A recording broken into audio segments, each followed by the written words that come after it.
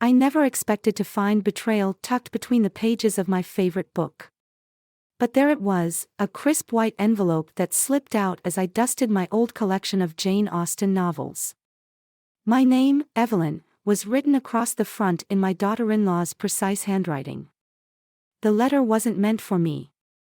That much was clear from the first line. Dear Mrs. Richardson, I'm writing to discuss the potential sale of 1542 Maple Grove. My hand started shaking. That's my address. My home.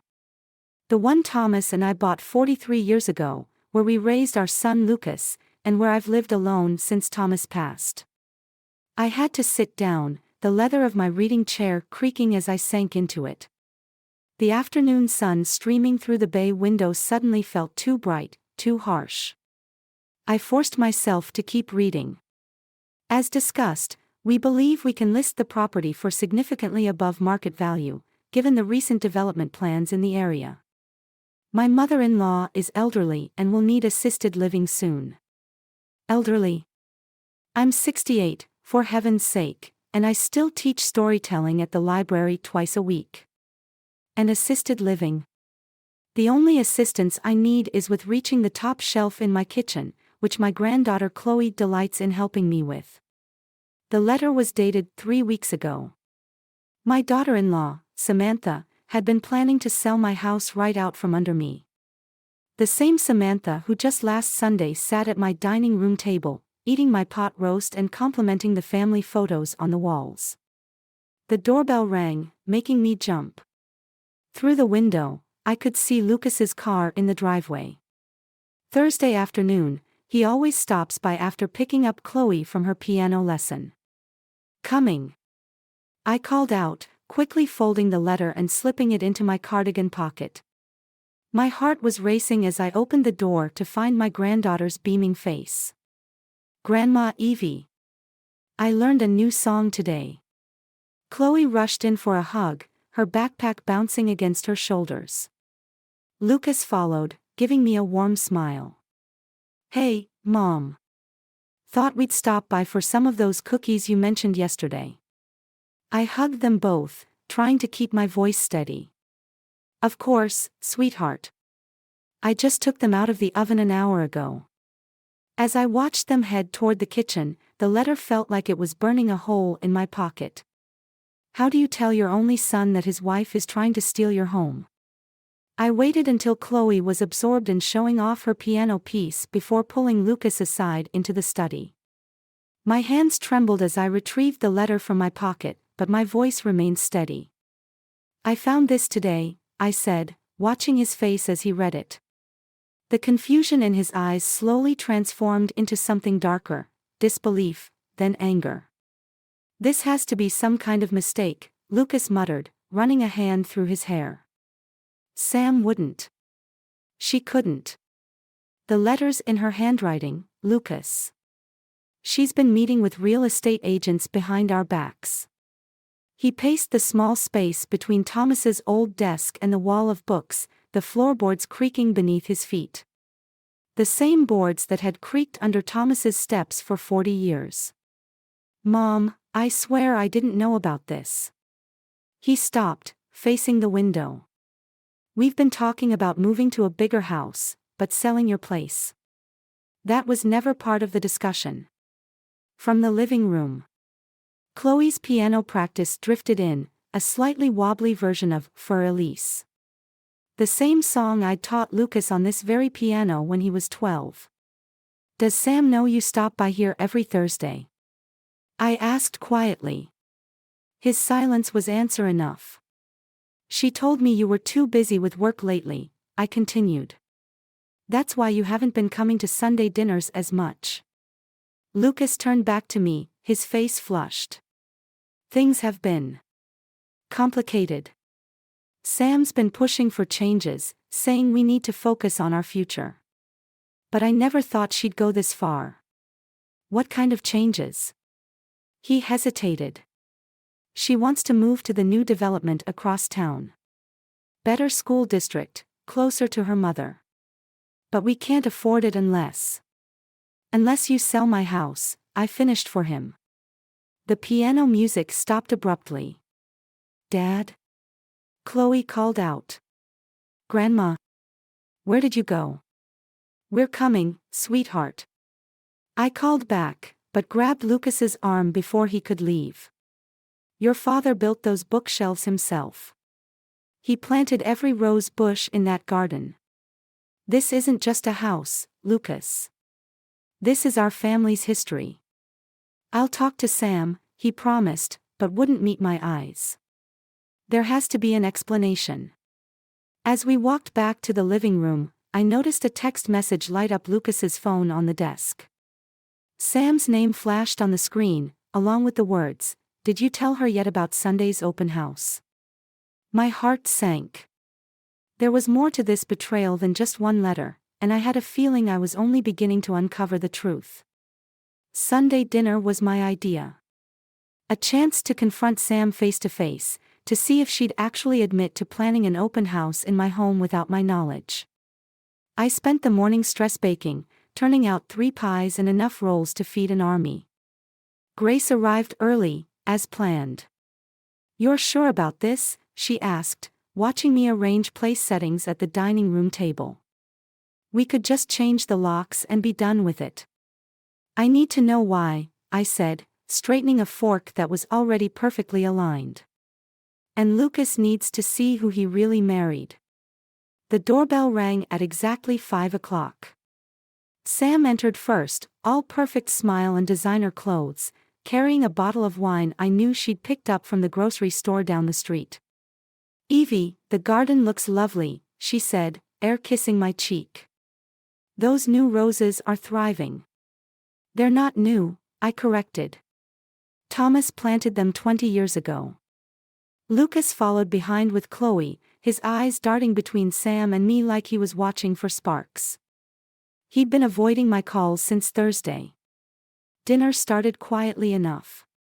Too quietly.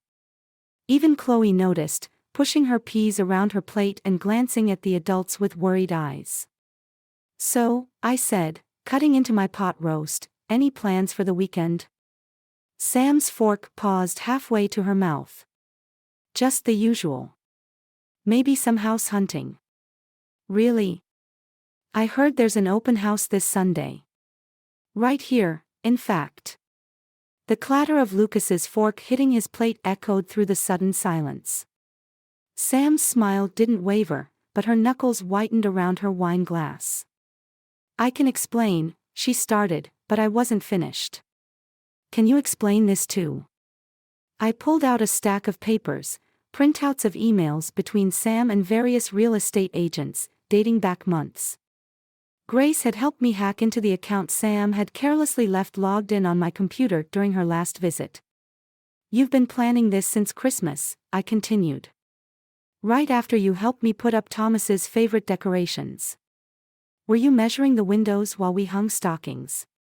"Mom," Lucas interrupted, "maybe we should." "Let her answer, Lucas." Grace's voice cut through the tension. "I'd love to hear how she justifies this." Sam's perfect facade cracked. "You don't understand. My mother's in trouble. She's about to lose everything, and this house. It's just sitting here, full of memories while we could use it to." "To what?" I demanded. "To bail out your mother's bad investments. To buy yourself a bigger house in a fancier neighborhood. To secure our future." Sam shot back. "Some of us can't afford to live in the past forever, Evie." Chloe burst into tears and ran from the table. Lucas followed, calling her name. Sam and I stared at each other across the ruins of Sunday dinner, and I realized this wasn't just about my house anymore. This was war. After the disastrous dinner, I couldn't sleep.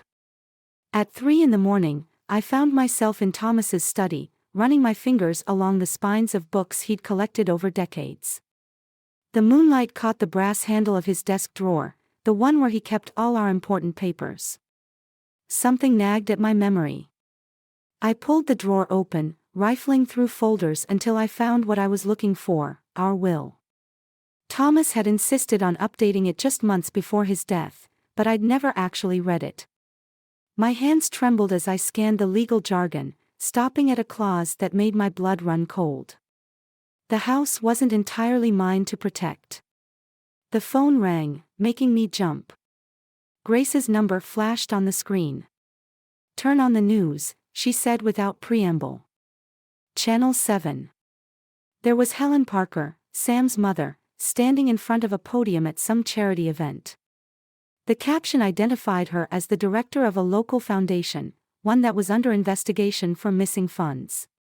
"The allegations are completely unfounded," Helen was saying, her smile as practiced as her daughter's.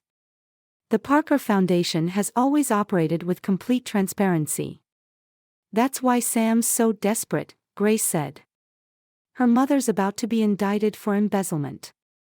They're trying to liquidate assets before everything freezes." I barely heard her.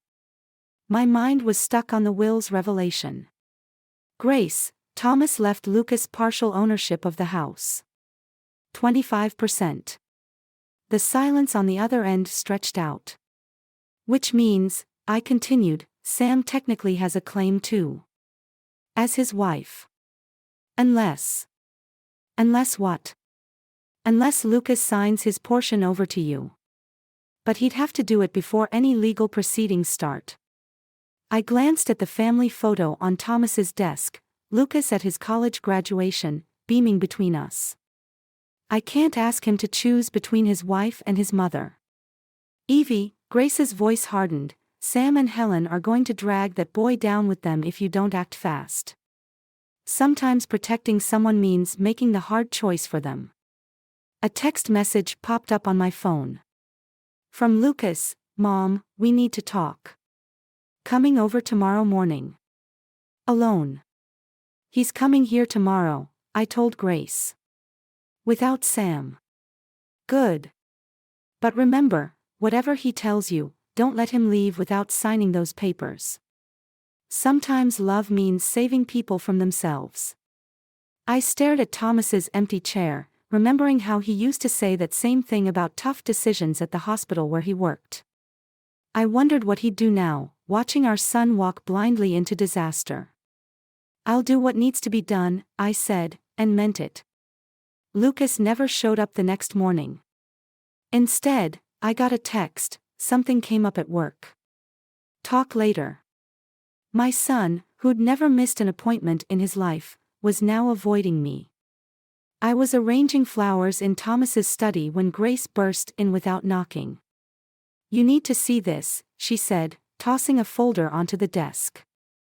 Inside were bank statements, Helen Parker's accounts, showing massive transfers to offshore locations. "How did you?" "I have friends at the bank," Grace cut me off. "Helen's been moving money for months.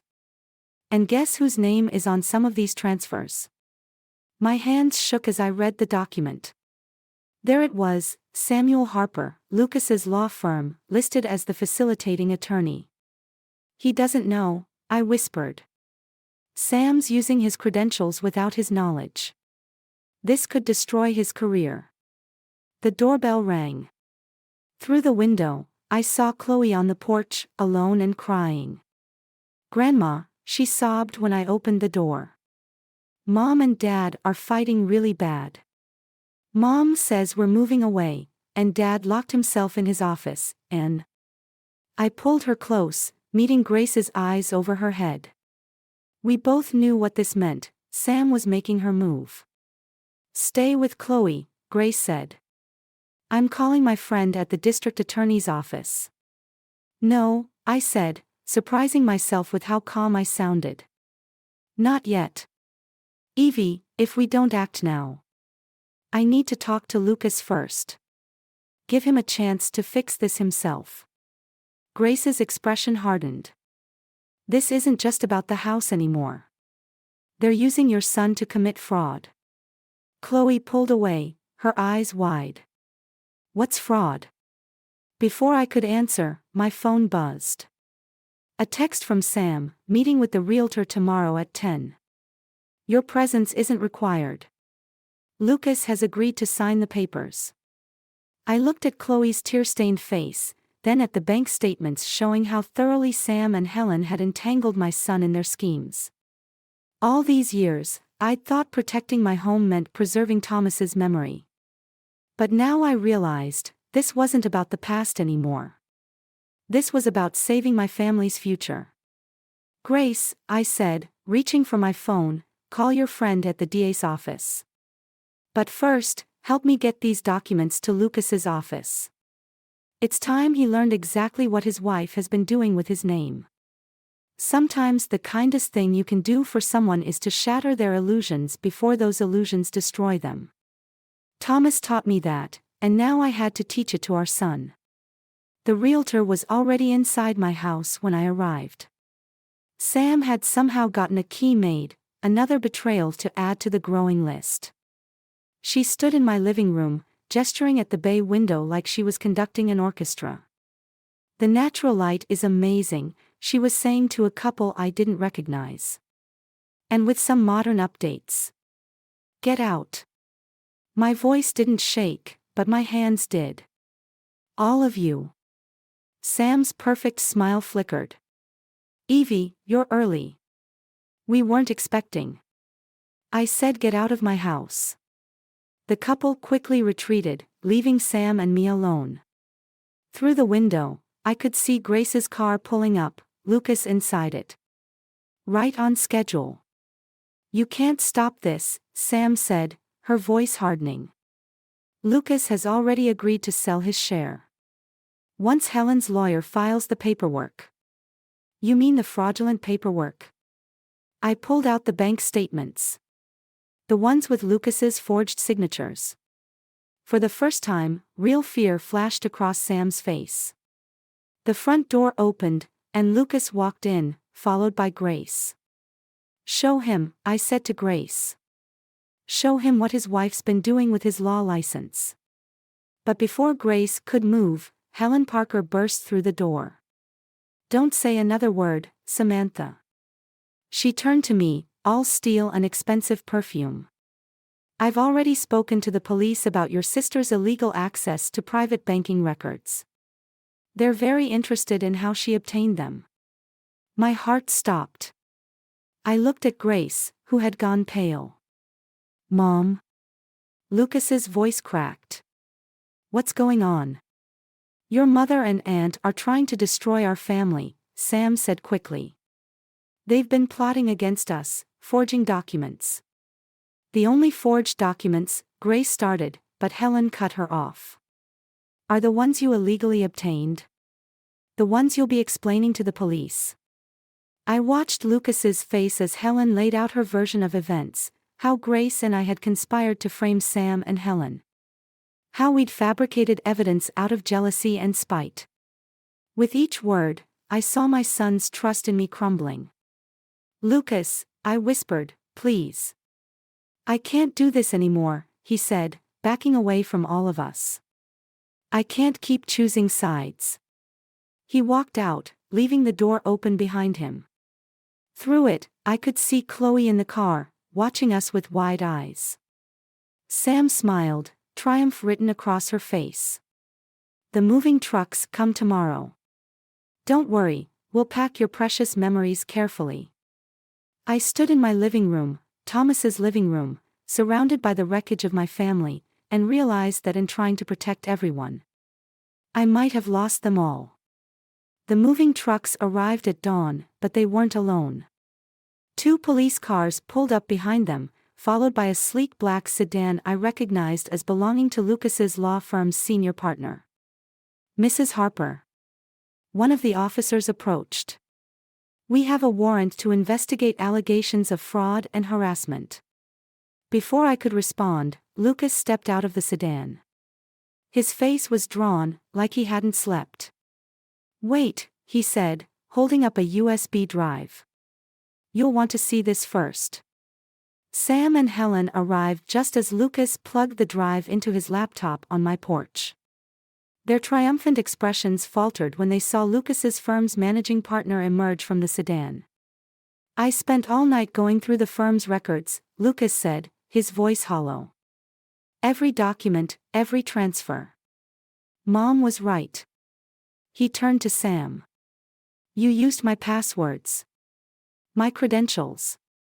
You forged my signature on federal documents. Lucas, I can explain, Sam started. Mrs. Parker, the partner cut in, your daughter's actions have compromised our firm. We've already contacted the SEC. Helen's composed facade cracked. Samantha, get in the car. Now. No. Sam's voice shook. I did this for us, for our future. Your debts were going to destroy everything. The only thing destroying this family is your greed, Lucas said. He turned to the officers. I'm pressing charges. Against both of them. Sam lunged for the laptop, but Grace, who'd appeared silently beside me, stepped between them. It's over, Samantha.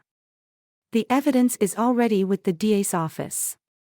I watched as the officers led Sam and Helen to separate cars, as Lucas signed statements, as the moving trucks drove away empty. It felt surreal, like one of the stories I used to read to Chloe. Mom? Lucas's voice broke through my daze. I'm so sorry. I should have trusted you. You did, in the end, I said. That's what matters. A small figure darted past us, Chloe, running from Grace's car straight into the house. We found her in Thomas's study, clutching one of his old medical journals. Can we stay here? She asked Lucas. Just for a while. Until Mom. She couldn't finish. Lucas knelt beside her chair, Thomas's chair, and took her hand. We'll stay as long as Grandma will have us. I looked around the study, at the books Thomas collected, the desk where Lucas learned to write, the window where Chloe now sat. This house wasn't just about memories anymore. It was about the future too. Stay, I said. This is your home too. Outside, the police cars drove away, taking with them the last traces of Sam's desperate scheme. Sometimes, I realized, protecting your family means letting go of the past to save the future. 6 months later, I found another letter in my books. This time, it was tucked into Thomas's favorite medical text, a thin envelope with a prison return address. I didn't open it right away. Instead, I carried it to the kitchen, where Lucas was making pancakes while Chloe practiced piano in the living room. The same Sunday morning routine we'd settled into since they moved in. Mom? Lucas noticed my expression. Everything okay? I handed him the letter. From Sam. The spatula clattered against the stovetop. Through the doorway, I could see Chloe still playing, her dark hair falling forward as she concentrated. She hadn't asked about her mother in weeks. Do you want me to read it first? Lucas offered. No, I said, surprising myself. I think we should read it together. All of us. We waited until after breakfast, gathering in Thomas's study. Chloe sat in his chair, her spot now, while Lucas and I took the window seat. Grace had arrived too, settling into her usual corner with her knowing look. The letter was shorter than I expected. Dear Evie. I used to think you were living in the past, clutching onto memories while the rest of us moved forward. Now I understand, you weren't holding on to the past, you were protecting the future. I see that in the way Chloe talks about your house during visits, in how Lucas has found his strength again. I'm sorry for trying to take that from you. Mother and I were wrong, and we're paying for it now. But mostly, I'm sorry I never understood what this house really meant. It's not just walls and memories, it's a foundation for something stronger than greed or fear. Take care of them. Sam. Chloe wiped her eyes quietly. Lucas stared out the window at Thomas's garden, where spring roses were starting to bloom. What do we do now? Chloe asked. I looked around the study, at the books Thomas collected, the desk where Lucas now worked from home, the piano we could hear through the walls. The house felt different now, fuller somehow. Not just with memories, but with possibilities. We move forward, I said. Together. Grace smiled, reaching for her purse. Well, in that case. She pulled out a stack of papers. I've been thinking about transferring my house to a family trust. For all of us. Maybe you could help me with that, Lucas. As they bent over the paperwork, I touched the letter in my pocket. Sam was right, this house wasn't about the past anymore. It was about building something stronger than our fears, something that could weather any storm. Sometimes the best revenge isn't about getting even. It's about growing beyond the hurt, about building something beautiful from the ashes of betrayal. Thomas would have understood that, I think. He always did believe in healing over hatred.